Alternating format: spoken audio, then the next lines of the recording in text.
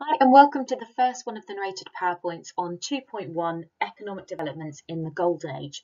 Now, this whole unit is looking at the idea of whether it really was a golden age in Germany between 1924 and 1928. Do we think that it really was this kind of miraculous recovery in terms of the political situation, the economic situation, the social situation, and in terms of foreign policy?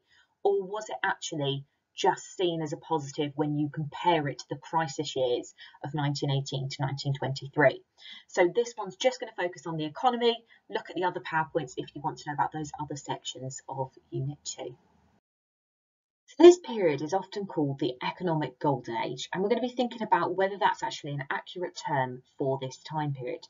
Now, things that you need to know about in this unit, you need to know about the recovery of industry, the recovery in agriculture, and you need to know about the impact that all of this had on reparations. Now, it's worth bearing in mind that there are lots of historians who see this as a positive time. Most agree that the term golden age is stretching a little bit too far when it's talking about the economy, but there are certainly some positives, especially if we're coming and we're looking at it from the perspective of the crisis year of 1923. There was really great strides made in this time period. You need to be aware of the problems from Unit 1. You need to be aware of reparations and what a great burden they were to the Germans. You need to be aware of the invasion of the Ruhr. You need to know all about those 60,000 troops that invaded in January 1923. You need to know about the economic impact of that invasion of the Ruhr. Remember, this was the industrial heartland of Germany. This was absolutely crucial for their industry. And because of the strike that the German government asked the people to go on, the output in that area reduced to a fifth of what it was before. So it had really been brought to a standstill for many months, and they were in a really dire financial situation. And we know because of that invasion of the Ruhr that the German government printed more money to pay those striking workers. The amount of money that they had to pay the striking workers was actually double what the reparation payment would have been. So it was a big financial hit. So we need to be aware that obviously this led to hyperinflation, summer of 1923, where a loaf of bread cost 200 billion marks. If we're thinking about that horrible situation they were in, well, yeah, in some ways it does look like it was a golden age of the economy because they're not dealing with all those big problems because we're going to see a lot of them are solved. However, we need to be aware that actually in terms of recovery in industry and recovery in agriculture, there were great strides made, but it wasn't necessarily perfect. So that's why some historians call the German economy at this point a sick economy. So a historian called Borchardt said that it was a sick economy, and a historian called Kolb said that even before the Great Depression, the German economic position was highly precarious. So we can really see here that historians do certainly acknowledge that they had made great strides, but it wasn't this perfect economic situation that the German government might have led their people to believe at that point in the 1920s. The first aspect of the economy we need to know about is the end of hyperinflation, how it was done in this three-pronged attack, essentially. Now, we need to bear in mind that Stresemann becomes the Chancellor in August 1923, and he is Chancellor for about 100 days before he then becomes Foreign Minister, and we'll look at his work on that another day. Now, he manages to do an enormous amount during his time as Chancellor.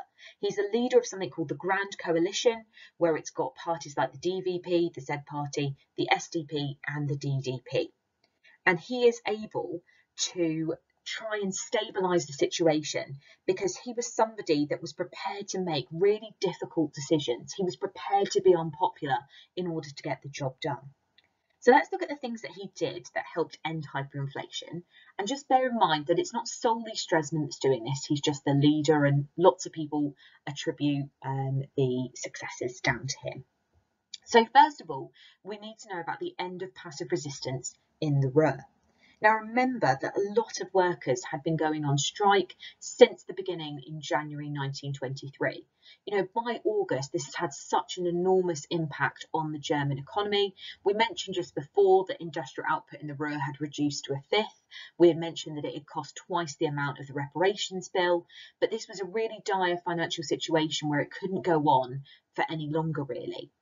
Now, it's quite a difficult decision to try and end that passive resistance, because even though it didn't make sense economically, politically it was something that was there to try and placate the masses, to try and make it seem like they weren't giving in to the Allies and giving them what they wanted. So it was a really unpopular and risky move for him to do that.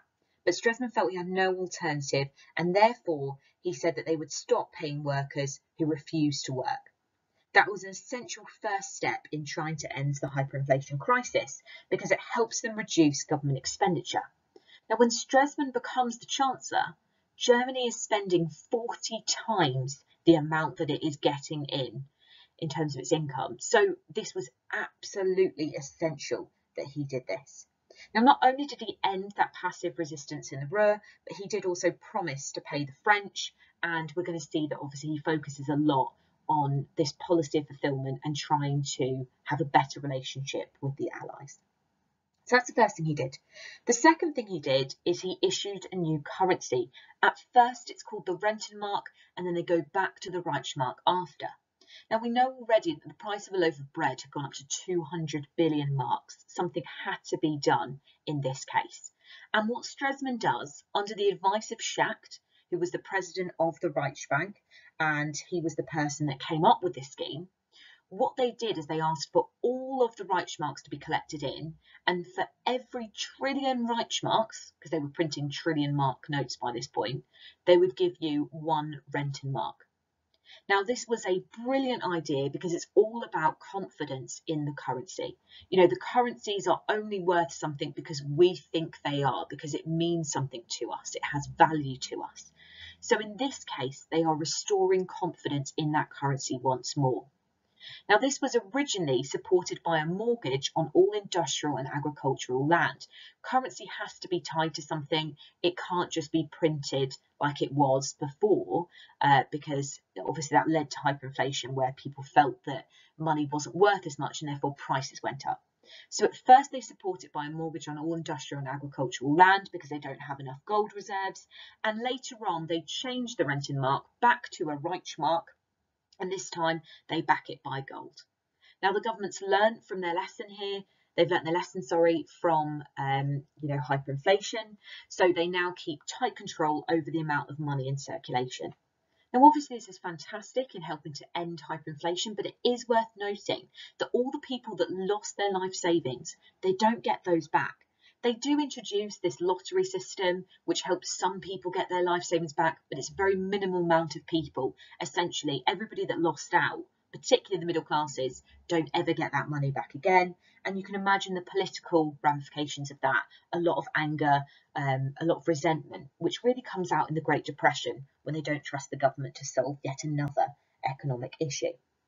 So remember that Stresemann is responsible for this to an extent because he is the Chancellor at this point when this idea is coming out. He's the head of the government.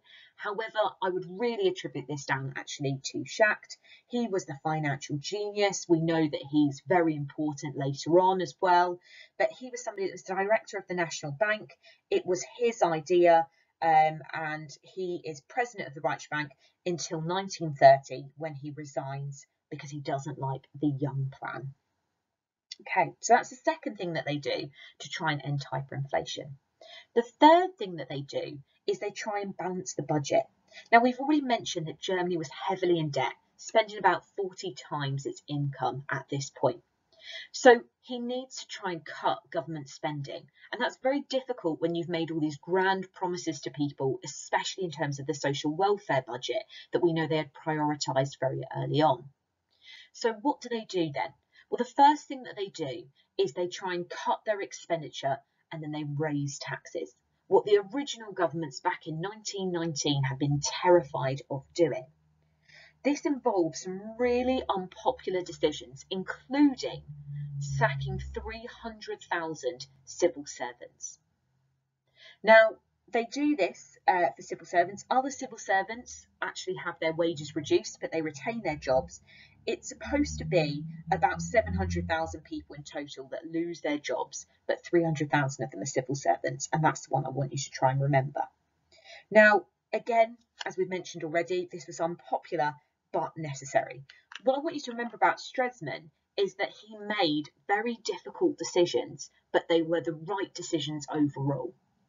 Now, if we're thinking about the impact, we don't want to suggest this was by any means a perfect solution. Things weren't perfect after this. It didn't save all people, it didn't save people's life savings, it didn't save all companies. For instance, 6,000 companies had gone bankrupt by 1924. However, people that had strong businesses that weren't relying on credit, they did okay after this. It allowed them stability that allowed Germany to get back onto the international markets again, to recover economically. This is the foundation for everything that comes after. So it is a really big deal about how he ended hyperinflation. Lots of very good ideas, and essentially he was willing to put the economy first. Now, just to pause quickly and have a little think about this, because I think it's quite an interesting argument. There's a lot of historians that have looked at why was Germany able to survive hyperinflation, but it wasn't able to survive the Great Depression. Now, to some extent, some people argue that actually hyperinflation was just the first economic problem. And if the Great Depression had been the first economic problem that they'd experienced, maybe the German people would have been more resilient. So that's one argument. Other people say that it was able to survive hyperinflation because Stresemann's resolute actions had brought the crisis to an end. So some people argue it's about the leadership and the fact that with the Great Depression, they didn't have those kind of really strong leaders that were willing to put Germany's economy first above the political situation. Other people argue that the reason why Germany was able to survive this is because there was more popular anger directed at the Allies than at the Weimar politicians themselves. There was a lot of anger at those original 60,000 French and Belgian troops that invaded that rose to 100,000. There was a lot of anger that 132 people had been killed in the area of the Ruhr. And there's also arguments that the workers didn't suffer to the same extent as during the Great Depression. Yes, unemployment was an issue, but not to the same extent of the 6 million plus that we know we have from 1932. So hyperinflation is ended. This is the foundation for everything else that we're then going to move on and talk about next. The next issue that Stresemann had to solve that you need to know about is the reparations issue and the Dawes Plan. Now, the reparations issue was at the centre of all of their economic problems. He starts with trying to solve the problems of hyperinflation to begin with, because that is the big problem that they're dealing with then and there. That is where there's been the collapse of the German economy, the German currency. That is at the heart of all the problems. However, that was more of the outcome of the problems, and the actual centre, the cause, all comes back to reparations. Now, remember, it's important to know about why reparations affected Germany so badly. Remember that even the British economist Keynes, very famous economist at the time, said that £2 billion was the safe maximum figure that Germany should have had to pay in reparations. Remember that the German ability to pay had been hampered by lots of different problems, like losing the Saar coalfields, but also losing lots of their merchant shipping fleet as well. All of that you should have revised in 1.3, so you can go back and look at that if you're a little bit shaky on any of those areas. Now, Stresemann is very aware that the reparations are the kind of crucial issue to try and solve. And even though he is somebody that is quite conservative, even though he's part of the right-wing, moderate right-wing party, the DVP, he is aware that actually he has to have better relations, particularly with France, if he's going to try and solve all of those economic problems that they have. So he decides to follow this policy of fulfilment, and he's hoping to try and evoke some sympathy and get better relations with the Allies to then help Germany in the end as well. So he calls for the Allies Reparations Committee to meet, and he does that in November 1923 when he's still Chancellor. They then meet and discuss it, and they come up with a Dawes Plan that is then published in April 1924. Now, it's worth bearing in mind that Stresemann isn't actually the Chancellor at that point when it's signed, but he is the Foreign Minister, and a lot of people argue that he is responsible for the success of the Dawes Plan, although, of course, you can't forget the role of America and the banker Charles Dawes that also played a role too. So let's think about what the Dawes Plan did. Now, bear in mind, this is different to the 1929 Young Plan. You really need to make sure you know the difference between the 1924 Dawes Plan and the 1929 Young Plan. Now, in terms of the Dawes Plan, the figure stays the same. The amount of reparations that they had to pay stays the same. So remember, that's the £6.6 billion, or if you want to think about it in terms of German marks, it's 132 billion German marks. The idea, though, is that they're going to make the payments more manageable. The reason that the French had invaded the Ruhr in January 1923 was because Germany didn't pay its reparations. Everybody wanted to avoid another scenario like that, where 132 people had been killed and it had increased international tension. So they decided that they were going to reduce the amount that Germany paid until 1929, and they thought that that would give enough time for Germany to get back on its feet. The idea was that in the first year they paid 1 billion marks, and then it would be raised over the next 5 years by 2,500 million marks a year. So the idea is that eventually Germany's payment plan will essentially be linked with their industrial performance. So they will be able to pay what they can, and therefore it will stop Germany arguing that things are unfair, and the Allies would feel better about it as well. Now, that wasn't the only bit of it. There was also the very important section of the American loans. Now, the Americans had lent them 800 million marks to try and invest in their heavy industry. That money wasn't just to be paid as reparations. The idea was that they were actually supposed to invest that in their industry, make their factories more efficient, make it so that in the long term they could produce more goods, sell them on an international market, and keep making more money. Once they keep paying that money, they're going to give it to the Allies of the French and the Belgians, and then the French are going to pay the Americans back the loans that they had borrowed from them during World War I. So America does have a bit of a vested interest in this as well. They are going to get something out of it too. So anyway, they get these loans of 800 million marks, and they certainly do help industry. It has massive investment. It also gives lots of other countries the confidence to do more trade deals with Germany as well. So it is really positive for the international community. So let's think about the reaction to it in Germany and elsewhere then. Now, in Germany, it wasn't particularly positive from a lot of the nationalists. Now, even Stresemann himself, the man that has, argued the need for this, calls it an economic armistice. He doesn't see it as a major win. He still feels like they are being tied to it. He still feels like he's had to agree to reparations again. He still doesn't agree with reparations or the Treaty of Versailles, but he decides to do it so that he can get loans and start to stimulate the German economy as well. Now, lots of German people, particularly right-wing nationalists, really didn't like this because they felt that it was a policy of compromise. A lot of people just wanted to rip up the Treaty of Versailles and the war guilt clause that was linked with reparations. They didn't want to accept it, and they felt that re-agreeing to sign reparations again with this deal was them accepting something that they still felt was bitterly unfair. So parties like the DNVP really attacked this. It's not surprising, they don't even join a coalition until 1925, but they really did bitterly attack this and say that Stresemann was selling out to the Allies. Now, that's not the only negative with the reaction of the German people, but there's also the problem that they are now reliant on foreign loans. Now, Germany gets this original 800 million mark loan from America, but over this time period, up to 1930, in the end, you're going to get about 25 billion marks that they end up borrowing from America over various loans, not just this one Dawes plan. Now, although that is good for them in the short term, even Stresemann talked about this was dancing on the edge of a volcano. Being that reliant on foreign loans made Germany incredibly vulnerable to shifts in the world's economic climate. And we know that that's going to have a particularly bad impact in 1929. So there are some negatives, but we also want to think of the positives here. What's positive about this?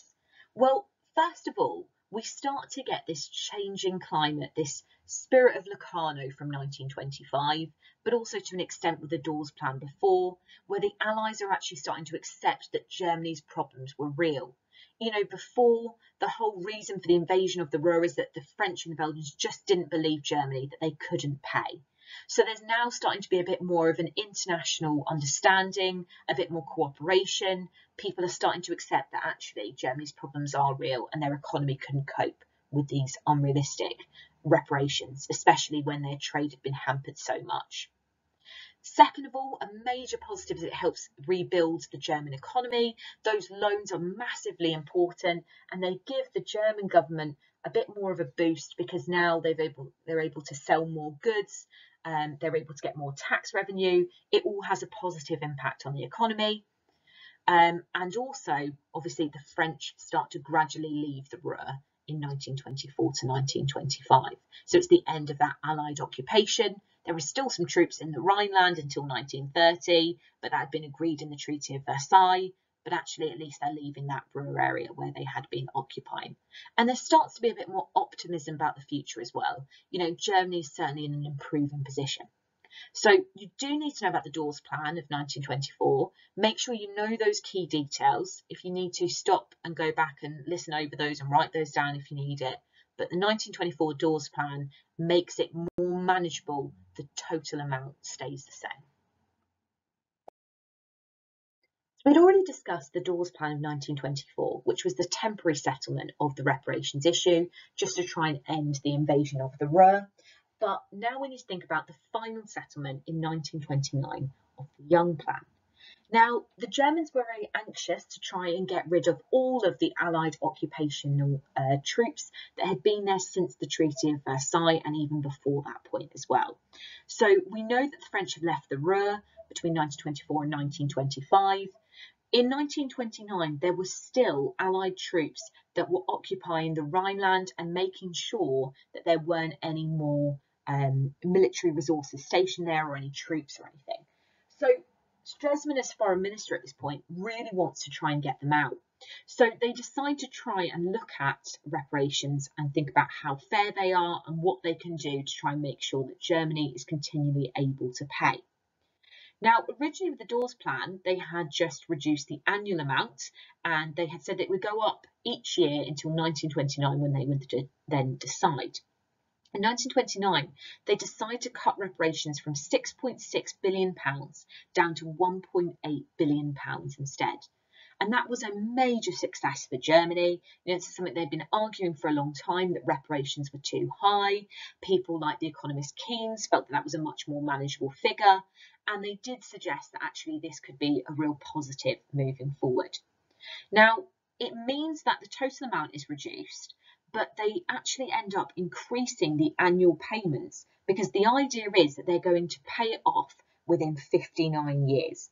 So the idea is that they will have paid it all off by 1988.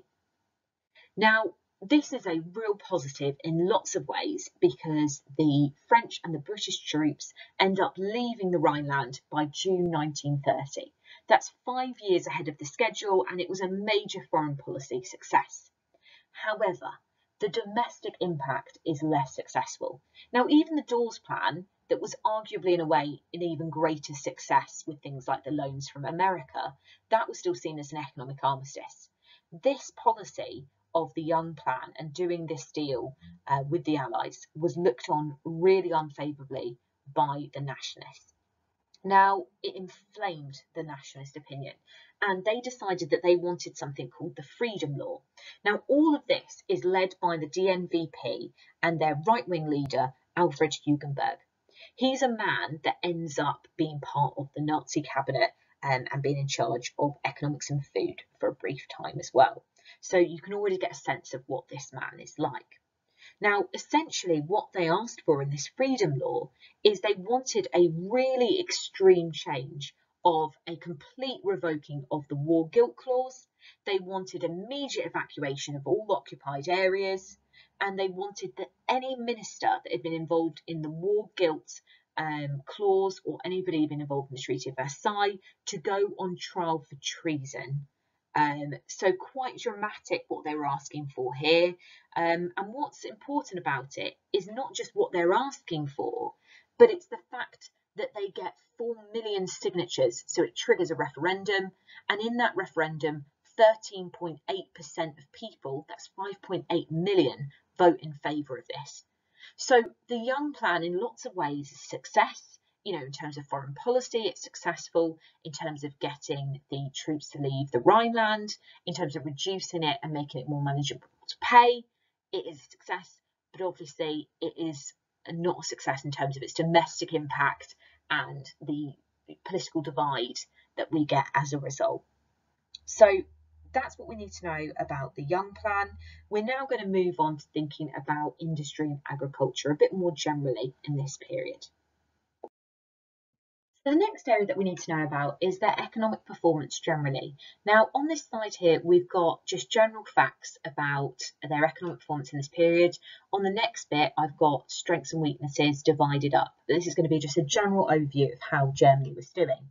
Now, we've already mentioned that there are different schools of thought on this, and that some people argued that Germany's economy was a sick economy, and other people have argued that actually it was an economic golden age, certainly at the very least in comparison to the crisis years before. Now, in lots of ways, Germany did look like it was much more economically stable, especially by 1925. We've got a new currency, we've got the 1924 Dawes Plan, Schacht's work at the Reichsbank. All of that has led to the German economy certainly being much more stable than it was before. The American loans from the Dawes Plan, those 800 million marks, have certainly helped to stimulate the economy as well and give that boost that they needed. Now, industrial output does grow after 1924, and it is a success. However, it's worth being aware that even though it is a success, they don't reach pre-war levels until 1929. So there is real progress when it comes to industrial output and production, but it's slow and it doesn't match what they had before when they had industrialisation under the Kaiser. So there's some unsteady growth rates. Some years they're doing really well, for instance 1924 to 1925 in the immediate aftermath of the Dawes Plan. They're really good years for growth rates, but the economy shrinks again between 1928 and 1929. So essentially it's this kind of mixed picture of where there is some real growth in terms of industrial output, but not all the years are as good as others, so it's not really consistent economic growth.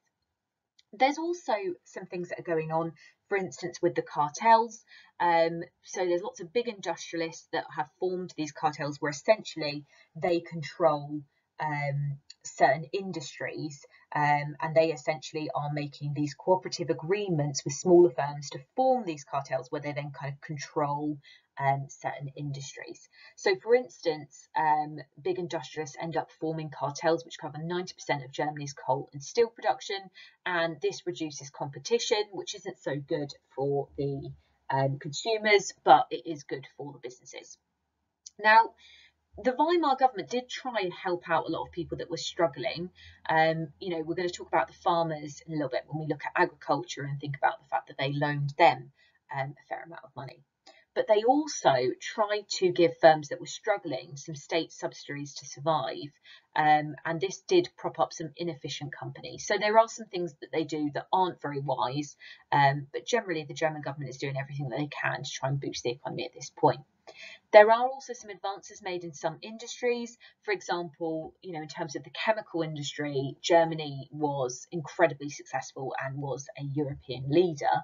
They are also very famous at this point for their industries when it comes to things like cars and aeroplanes, and things like artificial fertilizers as well. So generally, in terms of economic performance, certainly positive. It's not perfect, but it's certainly improved and is positive. For instance, we can see the inflation rate was close to zero. The number of strikes reduced. That's because of a system of compulsory arbitration that we'll come back to. They also have lots of social welfare that we'll talk about more in a second as well, including lots of public work schemes. So overall, in terms of the economy, in terms of their industry, lots of positives that they're experiencing. They're just not quite matching what they had before the war when they had first industrialised. So we've talked about the general economic recovery and about how industry was doing, the fact they've made lots of advances in lots of ways. But we also need to know about the impact on the German people. So you have to be aware of how did the economy affect the industrial workers, how did it affect the middle classes, how did it affect the farmers as well. So we first of all think about the industrial workers as they're quite linked to the industrial output that we were just discussing a second ago. Now, first of all, it does seem like there's lots of positives for the industrial workers because, first of all, the number of strikes declines in this period, and generally it declines as part of the Weimar period anyway. And that's really positive for the economy because it means that industrial production is able to increase, they're able to be very efficient, and it's generally seen as a positive. Now, the reason for the decreased number of strikes is because of the Weimar government's system of compulsory arbitration. And this basically was when you sent in a mediator to try and solve any industrial disputes. So if the workers, for instance, were asking for a higher wage and their bosses were declining to give them what they wanted, the idea was then that this mediator would come in and settle that dispute. Now, this was supposed to be a really fair system. However, it certainly did help the workers more than it helped the business owners. So, for instance, in 1927, generally the workers received a 9% increase in their wages, whereas the business owners obviously wouldn't see that as a positive and would have seen that as bad for business because it would have been eaten into their profits. So the people that owned the business at this point generally complained about the system of compulsory arbitration and said that it was biased in favour of the unions, which was bad for them. Now, this kind of anger and resentment of what they found as a very socialist policy is really shown by an example of the Ruhr in 1928. When there was basically a dispute over the wages in the iron and steel industry, and that resulted in the arbitrator from the government coming in and suggesting a small wage increase for the workers. Now, this isn't for a small number of people, this was for 250,000 workers, so it would have a significant impact. And the employers actually refused to pay it and then locked out the workers from their factories, from their workplaces for 4 weeks. And this just kind of shows you that frustration that a lot of the business owners felt. It wasn't just about the wages, it was generally about the fact that, for instance, there was supposed to be a maximum 8-hour working day. All of these things are generally seen as positives, but obviously business owners wouldn't necessarily view them in the same way. So thinking about the positives for industrial workers, we've already mentioned about the wage increases, but let's think about them in a little bit more detail because you really want to be able to use some statistics in your answers. For instance, we could talk about in 1927 the fact that there was a 9% increase on top of the normal workers' wages. So they have substantially more buying power, substantially more purchasing power, would be seen as a real positive. And in 1928, it increased a further 12%. That's on top of the already 9% increase that they've got. So this really did improve their standard of living, which was a real positive for those industrial working classes. However, it was only for the industrial workers. The Mittelstand, the professional middle classes, the white collar workers in their offices and things, they didn't get those pay rises. And therefore there starts to be some real resentment in an already divided society between the working class and the middle class, especially as the Mittelstand are feeling quite resentful of the fact that they're not benefiting from this economic golden age in the same way that the working classes are. So, there's certainly this divide, but there's also other problems as well. The other problem is that unemployment continues to be an issue throughout these years. Now, the smallest number they ever get in the golden years is actually 1.3 million people unemployed, and that's achieved in 1925. In 1926, it goes up to 3 million. It does decrease after that, but as I mentioned, it only goes down to a minimum of 1.3 million. So that's quite substantial in terms of that level of unemployment, and that was down to things like public spending cuts and companies making efficiency savings to try and stay afloat as well. So industrial workers, things, certainly were on the up for them, but for the business owners, there was a lot of resentment of these positive changes, and so we're having a bit more of that political divide in society again. Okay, so just going to quickly summarise the major positives and limitations when it comes to the industry and the economy. So, major positives. Some historians argue that there had been such a considerable economic advance that if it hadn't been for the Great Depression hitting when it did in 1929, the future of the German regime might have been able to continue, and it might have been very different than it actually was. Real positives are that industrial output is growing after 1924. That growth in production is the result of the fact they're using more efficient methods. There's certainly some improvements for the businesses there. There's been real advancements in lots of different industries. Germany's one of the world leaders when it comes to things like the chemical industry. If we think about an example of that, we could think about IG Farben and the fact that they became the largest manufacturing enterprise in the whole of Europe. Now, generally in this period as well, there is improvements when it comes to world trade. Germany had been seen as this international outcast in the crisis years. They now, as a result of things like the Dawes Plan, the policy of fulfillment, they're being more internationally accepted, and the amount of German exports rises by 40% between 1925 and 1929. It's not meeting the pre-war levels, but still going in the right direction. Inflation rate is close to zero. The amount of strikes have declined. They're much more efficient. There's lots of positives for the workers. We've mentioned about the percentage increase in their wages of 9% and then a further 12%. We've talked about the maximum 8-hour day, and Germany generally seemed like it was booming because there was so much building going on at this point, with schools and hospitals and 2 million houses, and that actually reduced the rate of people that were homeless by 60%. So there's so many positives that we can think of for why some people argue it's an economic golden age.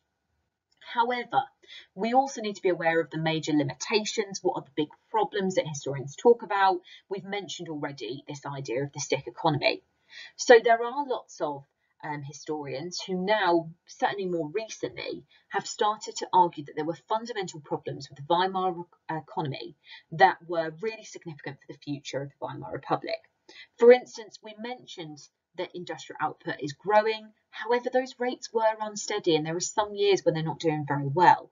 For instance, 1924 to 1925 was good, but actually in 1927 it wasn't such a good year for the economy, and it shrank between 1928 and 1929. We can also think about the big problems with, as Kolb said, their precarious situation. Even Stresemann himself had said they would dance on the edge of a volcano. They're incredibly reliant on foreign loans and foreign investment. We also know that unemployment continued to be a problem. It never fell below 1.3 million, and it gets as high as 3 million in 1926 as well. And the final problem is not one I've mentioned so far, but it's one that's definitely worth being aware of, and that is that they are spending a lot of money on social welfare. We know that already from looking at the economy in the crisis years, and we saw how that led to hyperinflation and was one of the factors that caused it. By 1928, public expenditure reached 26% of gross national product, and that is double what they were spending pre-war. Now, although that's a really good thing in lots of ways, and a lot of people supported that kind of more socialist agenda of paying for more for the people of Germany, however, it did mean that they had to rely more on foreign loans, and obviously it exacerbates the problem of their spending at certain points as well. So overall, the economy, you need to decide, would you say this is a golden age of the economy? If you're going to argue it is, think about how you're going to define that term of a golden age economically. Or do you think that it's more of this kind of the sick economy, the precarious position? So think about what your ideas are on that. We're going to now move on to looking at how different people were affected by the economy, and we'll be thinking about agriculture now as well. So another area that we need to know about for the economy is agriculture. This is an area that I would deal with in an exam answer separately to industry, because there's quite a lot of differences, and that's why we've got it separated on here. Now, the key thing that we need to be aware of is that the farmers didn't really benefit from this economic golden age of the 1920s. Especially when we compare them to groups like the workers, who were much more financially wealthy and better off. It certainly wasn't the case for the farmers, and that is one of the reasons why they voted for the Nazis in quite significant numbers. Now, just to be aware, about a third of the population of Germany at this point is considered the peasantry. They are considered the farmers, the agricultural workers at this point. So we're talking here about a significant group. Now, at this time in 1923 to 1929, there was basically a period of a worldwide agricultural depression that kept prices low. The government tried to do everything they could to look after the farmers and try and improve their financial situation. So, for instance, in 1923, before the government was really aware of what was going to happen to things like food prices, and before they were aware of things like the global grain surplus, they had done things like asked the farmers to take out big loans to buy new machinery, improve their farms, make them more efficient, make them able to produce more on a grander scale. And the idea was that was going to then help them. However, when that was then combined with the agricultural depression, farmers now couldn't keep up with their repayments at a time when prices were falling. So we get farmers that have taken these big loans on advice from the government who then can't afford to pay them off. Now, this meant that lots of farmers were at risk of losing their lands, and therefore the government did try and help them by introducing high import tariffs on food products. Essentially, this is a tax that comes onto foreign foods, and the idea is that it makes it more expensive, for instance, to import some French food, so therefore you're more likely to go and buy German goods, which are cheaper. Now, they try and do it, but it's not enough. They try and do things like import controls where they don't allow much foreign food to come in. All of this is, aimed at trying to support the farmers, but unfortunately it doesn't go far enough. The situation gets even worse in 1925 to 1926 when there is a global grain surplus, which means that lots of farmers now go bankrupt because they can't sell their produce. They're already, experiencing all these high debts. And it basically is catastrophic for many farmers who lose family land that in some cases has been in their families for generations. So the farmers are incredibly angry, and in 1928 we get the Farmers' Revenge, which is a series of small-scale riots over the foreclosures of their farms and the low market prices.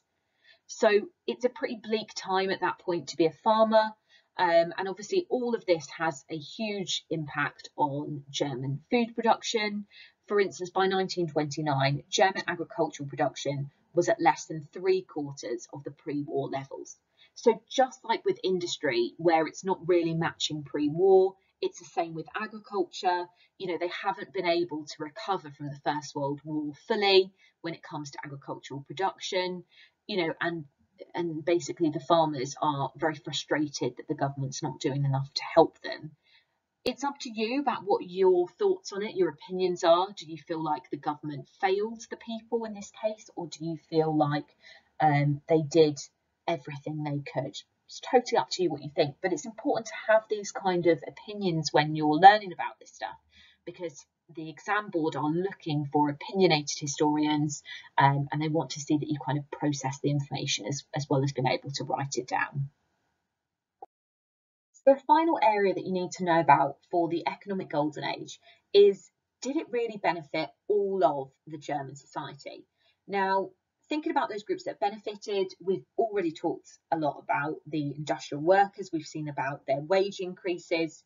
Generally as well, their living standards rose as their wages began to rise from 1924. The reparations issue has been settled, and for a lot of Germans, they saw that as a positive. Obviously not, the conservative right wing. But obviously as well, we've discussed the positives of social welfare, the fact that they are providing more homes, they're building more schools and hospitals. There's certainly a great investment at this point in society. However, not everybody benefited from this economic golden age. We've just talked about the farmers, the fact that they had suffered, from things that were outside the Weimar government's control, but they certainly, had experienced foreclosures in a much greater scale than people could have anticipated. And there were also issues with the middle classes, who felt very resentful of the fact that they were not benefiting in the way that other groups were. They felt it was quite unfair. So remember, this is a group that has been badly hit by hyperinflation. The middle classes have been the most likely to save, and therefore a lot of them have lost their life savings. Some of them had to return to work after being, in early retirement. There was a lot of resentment of the government for the way that they handled hyperinflation. And then that is further exacerbated by the fact that they feel that it's completely unfair that they are not experiencing the same wage rises that industrial sector workers are. And in some cases, their wages were now equal to or even greater than the middle classes. And that was something that was quite unexpected before and went very much against the usual payments that they would normally have received. So there was some groups that were happy, some groups that weren't. Depending on whether you thought it was an economic miracle would depend on what your job was. It would depend geographically on where you were as well. So there were loads of factors that would have come into whether they've seen it as an economic golden age. Even people that had seen it as this, time when the economy flourished, we've still got to remember that they would be coming at that from a point of the crisis years of 1923 in particular. They would still be very aware of the problems that had happened in the past. So think about your own thoughts on this. Would you say the economic golden age benefited more people than it didn't? Or would you say that it was a very mixed response? Think about your own opinions on this. And then I'm just going to talk to you about what I would do now on the next slide. So well done for listening to the knowledge overview on this. I've tried to condense it down to the things that you really do just need to make sure you know. And this has got most of the key information, but obviously you can look back in your textbook as well to help you. All of the stuff on the economy is from page 35 to page 41, but also don't forget you've got your revision guides, there's additional reading, there's lots of stuff that you can use, including this knowledge PowerPoint. So please do go back over anything if you need to. I'd also think about doing something with it, for instance, making some kind of summary sheet or Cornell grid. A Cornell grid would be a great way of revising this topic, having all of your information in a main block, but then also having some key dates or some key summaries or glossaries or something on the left-hand side. That could be a really good idea to try and help you memorise the information. Now, once you've made some kind of resource, I think it's really important that you do some kind of red pen, black pen activity. It's really easy to feel like you know the information when you're hearing somebody say it, but writing it down when you haven't just read it is a whole nother issue, and it shows you what you actually have processed and remembered and what you haven't. So once you've gone through this, maybe leave it an hour or two, and then write down everything that you can remember about the economy in one colour. Could be black, red, whatever. So you might decide to break it up into what you can remember about industry or workers, agriculture, or you could just do it as a general brainstorm. And then you look at it with the notes that we've got on this PowerPoint and you compare it to it and you go, okay, what have I missed off? I've missed off that statistic. Write it down in a different colour pen. And that gives you a really good overview of what you actually know and what you need to look at time and time again. Because remember, revision is about going back to stuff regularly, not just revising it that once. Now, once you've done that, I would then plan out an exam question. There are loads that are on Teams and in your folders. You can go back and look at those. All of the ones on the economy are listed together. Some of them combine politics, some of them are just on the economy. But if you want to, it would be a really good idea to either plan out or have a go at this exam question I've got at the bottom of this slide that says Gustav Stresemann was responsible for the economic recovery in Germany between 1924 and 1928. Assess the validity of this view. That would be a really good idea to have a go at that. You can use your resources or you could do it without using anything, up to you, but please do something with it now to make this really useful and make it have an impact. Please go away and just pause there. Please go away. Please go away and actually do something with it, because it will make such a big difference if you do.